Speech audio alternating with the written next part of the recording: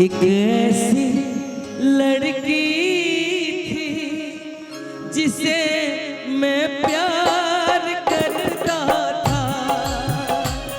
एक ऐसी लड़की थी जिसे मैं प्यार करता था।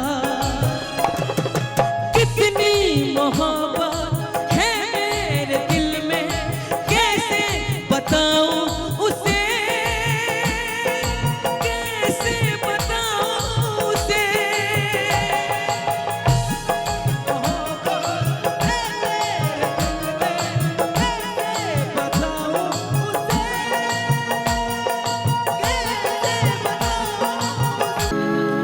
रूप के रोशनी में छाह याद आवेला, छाती पर लहरात तोहार बाह याद आवेला। कसम के कसम कसम से कहीला, उदास हो जाइला जब गुनाह याद आवेला।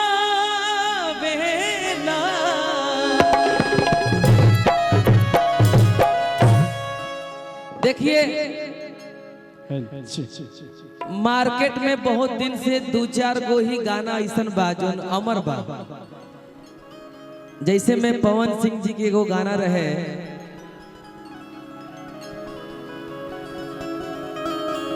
सनहिया लगावल बहुत बात नहीं खे, सनहिया लगावल बहुत बात नहीं खे, नजरिया चुरावल बहुत बात होला। फिर खेसारी लाल जी गौनी कि तोहरा प्यार में,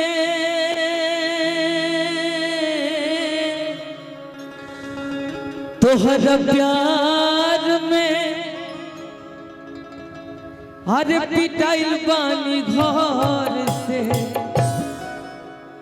नइख मिलत बाबूजी के डर से।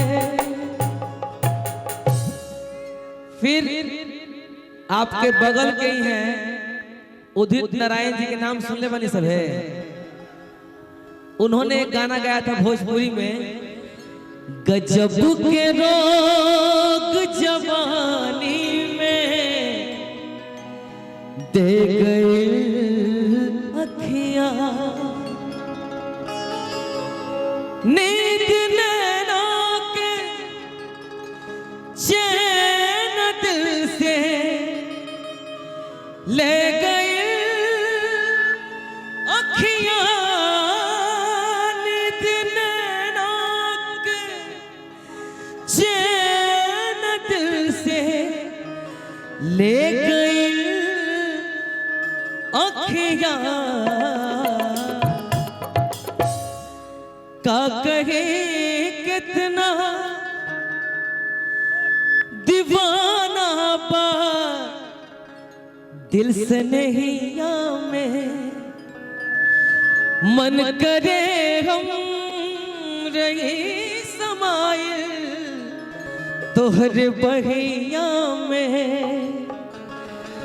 न्योता नेगिया के निशानी में ले गए अखियां, न्योता नेगिया के निशानी में ले गए अखियां। गजब के रोग जवानी में दे गई अखियां, के रोग जवानी में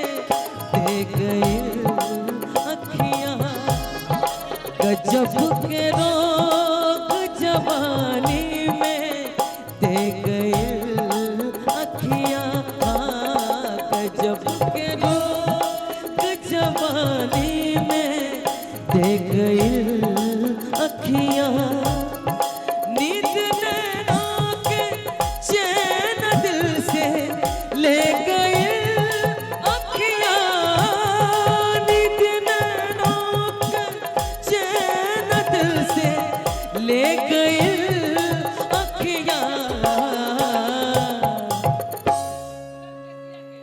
खुलल के सिया के हवा दे दा, हम के पिएला, हम के जिएला, अपना अखियां के दर्द दे दा, अपना अखियां के दर्द दे दा, हम के पिएला। खुलल के सिया के हवा दे दा, हम के जिएला, खुलल के सिया के हवा दे दा, हम के जिएला, अपना अखियां के दारू दे दा, हम के पिएला, अपना अखियां के दारू दे दा, हम के पिएला। ओठ के ललैया तोहार पागल बकैले, रूपवा के चांद बाटे जियरा चुरैले, रंग निखरल बतोहर गोरी ई नजरिएला, रंग निखरल बतोहर गोरी ई नजरिएला, अपना अखियां के दारू दे दा, हम के पिएला, अपना अखियां के दारू दे दा, हम के पिएला।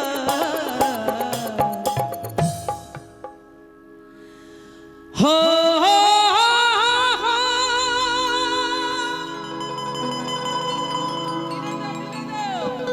इको दीजिए गरीब बाबू। हो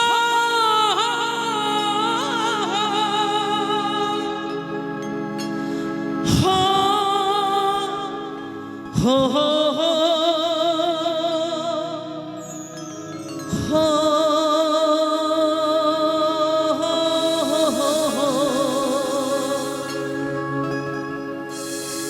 जीना था जिसके लिए, जिसके लिए मरता था, जीता था जिसके लिए, जिसके लिए मरता था। एक ऐसी लड़की थी जिसे मैं प्यार करता था, एक ऐसी लड़की थी जिसे मैं प्यार करता था। कितनी मोहब्बत है मेरे दिल में, कैसे बताऊं उसे, कैसे बताऊं उसे।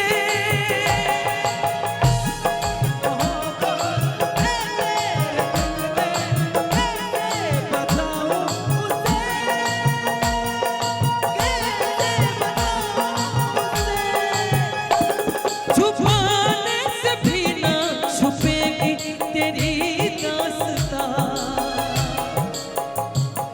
एक ऐसी लड़की थी जिसे मैं प्यार करता था, एक ऐसी लड़की थी जिसे मैं प्यार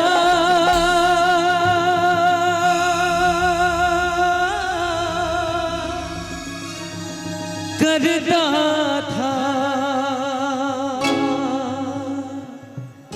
अच्छा लगा तो जरा मीठा सा ताली बजा दीजिए।